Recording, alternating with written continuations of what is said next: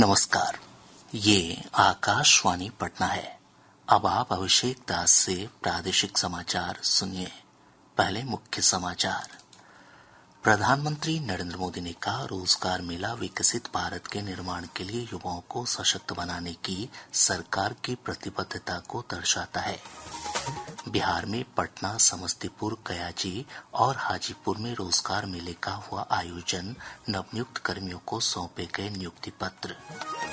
राज्य के मुख्य निर्वाचन पदाधिकारी विनोद सिंह गुंजियाल ने नगर क्षेत्र के सभी मतदाताओं से विशेष खान पुनरीक्षण अभियान में सक्रिय रूप से भाग लेने की अपील की। और बिहार विधानसभा चुनाव को लेकर महागठबंधन के घटक दलों की पटना में हुई बैठक। सीट बंटवारे पर मुख्य रूप से की गई चर्चा। अब समाचार विस्तार से।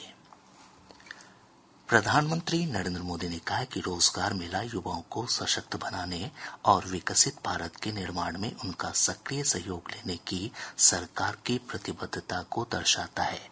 प्रधानमंत्री आज वीडियो कॉन्फ्रेंसिंग के माध्यम से विभिन्न सरकारी विभागों में 51,000 से अधिक युवाओं को नियुक्ति पत्र वितरित करने के बाद रोजगार मेले को संबोधित कर रहे थे।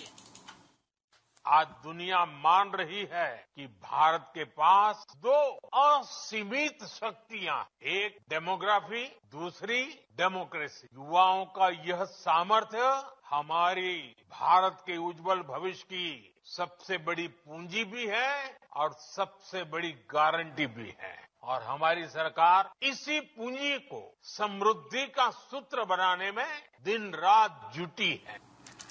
श्री मोदी ने कहा कि सरकारी विभागों में नवनियुक्त युवा राष्ट्र निर्माण में महत्वपूर्ण भूमिका निभा रहे हैं। रोजगार मेलों के माध्यम से अब तक लाखों नौजवानों को भारत सरकार में परमानेंट जॉब मिल चुकी है। आज भी आप में से कई ने भारतीय रेल में अपने दायित्वों की शुरुआत की है। कई साथी अब देश की सुरक्षा के भी प्रहरी बनेंगे। कुछ साथी हेल्थ फॉर ऑल मिशन के सिपाही होंगे और बहुत से साथी भारत के औद्योगिक विकास को नई रफ्तार देंगे। प्रधानमंत्री ने कहा कि स्टार्टअप देश के युवाओं की क्षमता को बढ़ा रहा है। स्टार्टअप्स, इनोवेशन और रिसर्च का जो इकोसिस्टम आज देश में बन रहा है, वो देश के युवाओं का सामर्थ्य बढ़ा रहा है। मुझे खुशी होती है कि मेरे देश का नौजवान बड़े विजन के साथ, तेज गति से, मक्कमता के साथ आगे बढ़ रहा है। श्री मोदी ने अंतर्राष्ट्रीय श्रम संगठन की हाल में जारी रिपोर्ट का भी उल्लेख किया। ILO की एक बहुत बढ़िया रिपोर्ट आई। इस रिपोर्ट में कहा गया है कि बीते दशक में भारत के 90 करोड़ से अधिक नागरिकों को वेलफेयर स्कीम के दायरे में लाया गया है। और इन स्कीम्स का फायदा सिर्फ वेलफेयर तक सीमित नहीं है, इससे बहुत बड़ी संख्या में नए रोजगार भी बने हैं। 16वां रोजगार मेला देश भर में 47 स्थानों पर आयोजित किया।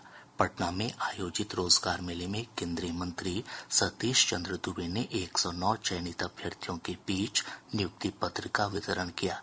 इधर समस्तीपुर में आयोजित रोजगार मेले में केंद्रीय मंत्री रामनाथ ठाकुर ने 71 अभ्यर्थियों के बीच नियुक्ति पत्र का वितरण किया।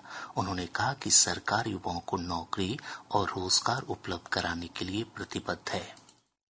16वां रोजगार मेला में 10 लाख नौजवानों को नियुक्ति पत्र मिल चुका है। यहाँ भी पूरे हिंदुस्तान में 51,000 लोगों को नियुक्ति पत्र मिल रहा है दिया। मैं इसको इस जिले की तरफ से, पूरे हिंदुस्तान की तरफ से नरेंद्र मोदी जी को बधाई देना चाहता हूं। इधर कयाची में केंद्रीय मंत्री जीतन राम मांझी और राज्य सरकार के मंत्री प्रेम कुमार तथा हाजीपुर में विधायक अवधेश सिंह और संजय सिंह ने नवनियुक्त कर्मियों के बीच नियुक्ति पत्र का वितरण किया। रोजगार मेले में नवनियुक्त कर्मियों ने नियुक्ति पत्र मिलने पर प्रसन्नता व्यक्त की है। मैं रोहन राज बेगूसराय बिहार से बिलोंग करता हूं और मैं यहां इलेक्ट्रिकल टेक्नीशियन ग्रेड 3 के पद पे टेक्नीशियन ICF चेन्नई में भर्ती हुआ हूं और मैं इसके लिए तहे दिल से अपने माता पिता को और अपने दोस्त साथी को धन्यवाद देता हूँ। मेरा नाम राजू गुप्ता है। मैं एम्स पटना में as a nursing officer appoint की गई हूँ। मुझे बहुत खुशी हो रही है कि आज मैं रोजगार मेला में आई हूँ और इसका हिस्सा बनी हूँ। मैं इसके लिए प्रधानमंत्री नरेंद्र मोदी जी को थैंक यू बोलना चाहती हूँ। मैं अमरेश कुमार शिवशक्ति नगर बेटा पटना का निवासी हूँ। मैं ministry of culture archaeological survey of India MPS के पद पर मुझे चयनित हूँ और आज ये जो रोजगार मेला आज स्टार्ट हुई है उसके लिए मैं बहुत खुशी महसूस कर रहा हूँ और मैं प्राइम मिनिस्टर नरेंद्र मोदी जी को इसके लिए मैं धन्यवाद देना चाहता हूँ। रोजगार मेलों के माध्यम से अब तक 10 लाख से अधिक नियुक्ति पत्र जारी किए जा चुके हैं।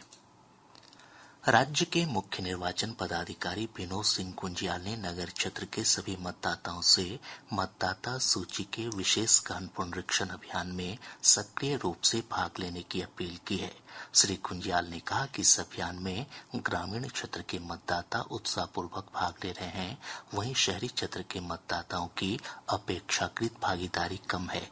उन्होंने कहा कि नगरीय क्षेत्र में अब तक मात्र 60 से 65% गणना फॉर्म ही प्राप्त हुए हैं।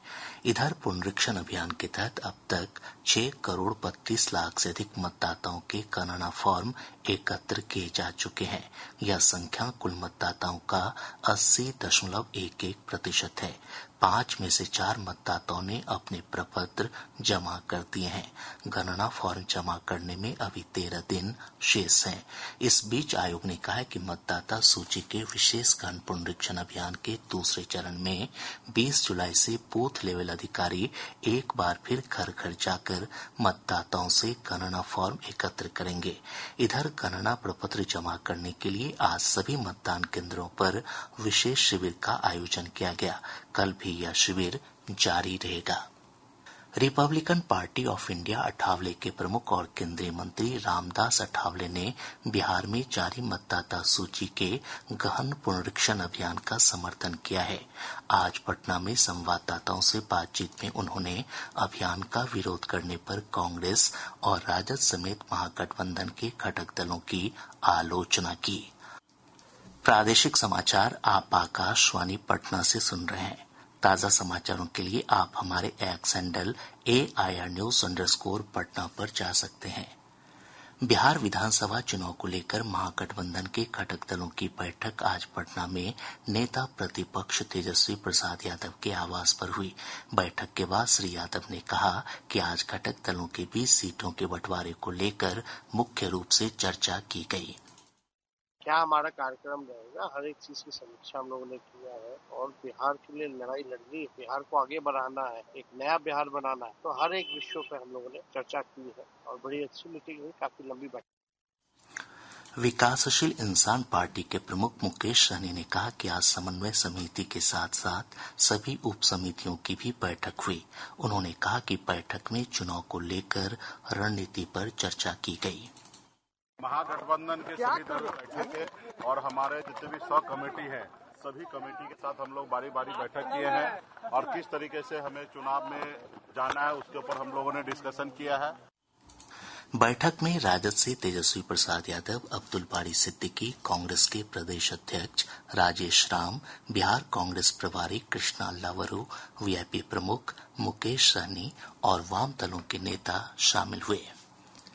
केंद्रीय गृह राज्य मंत्री नित्यानंद राय ने कहा है कि प्रधानमंत्री नरेंद्र मोदी 18 जुलाई को अपने मोतिहारी दौरे के क्रम में बिहार को कई विकास योजनाओं की सौगात देंगे। श्री राय आज पटना में संवाददाताओं से बातचीत कर रहे थे। आदरणीय नरेंद्र मोदी जी 18 तारीख को मोतिहारी आ रहे हैं। जब भी वह आए हैं बिहार को सौगात देकर गए। आप देखे होंगे कि जब आते हजारों करोड़ की योजनाएं और जब योजना सिर्फ कहकर ही नहीं जाते हैं, वह योजना प्रारंभ भी होती है, यानी शिलान्यास भी होता है, तो उसका लोकार्पण भी होता है, उद्घाटन भी होता है और बड़ी बड़ी योजनाओं से इंफ्रास्ट्रक्चर जब बढ़ता है, बनता है तो काफी रोजगार मिलता है। तो जब आ रहे हैं बिहार वासियों के लिए खुशी की बात है। राज्य में मानसून पूरी तरह कमजोर पड़ गया है। पिछले 24 घंटों के दौरान मौसम शुष्क रहा।